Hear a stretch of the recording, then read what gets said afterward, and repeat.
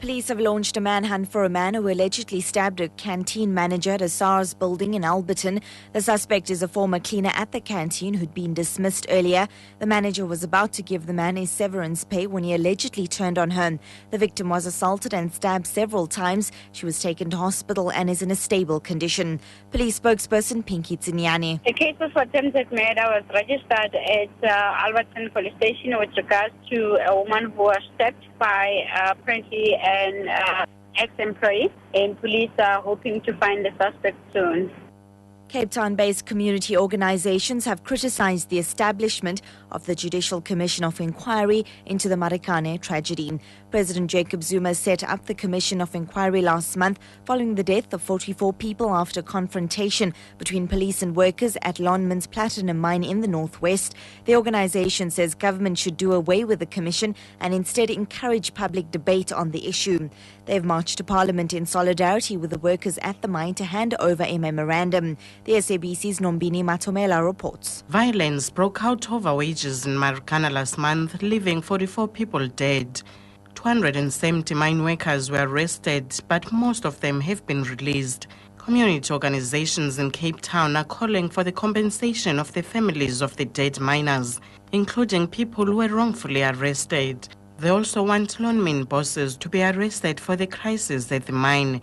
Much organizers say they support the minimum wage demand of 12,500 rand per month by mine workers. Nombin Matomela, SABC News, Cape Town. President Jacob Zuma has described the late struggle stalwart Sister Bernard Ncube as a selfless and formidable leader in her own right. He's been addressing mourners at her funeral at the historic Regina Mundi Church in Soweto.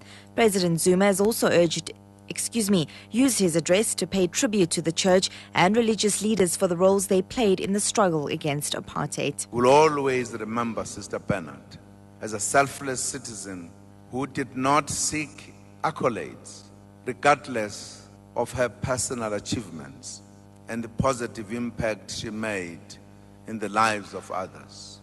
She touched our lives in different ways. Tears we shed and the sense of helplessness we feel are a direct result of the void her passing has left in our lives. International headlines now. The Taliban has claimed responsibility for a suicide bomb attack near the heavily barricaded NATO headquarters in the Afghan capital of Kabul, in which 6 people were killed.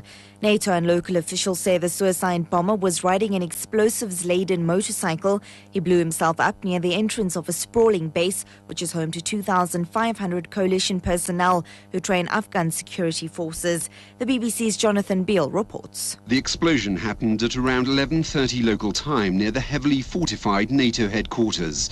It was followed by the sound of loud hailers issuing warnings and police sirens, but no gunshots were heard. Within the last hour, NATO has issued a statement saying that its compound is secure and there are no reports of any NATO casualties. The Taliban's already said they were responsible. They claimed they were targeting a building used by the CIA. And finally, Argentina have shown that they're not in the Rugby Championship just to make up the numbers. Reigning World Cup champions New Zealand had to fight hard for a 21-5 victory in Wellington this morning. Loosehead prop Rodrigo Roncero scored the only try of the first half, but the All Blacks went into the break 5-6 in the lead. The home side scored 2 tries in the last 15 minutes to secure victory.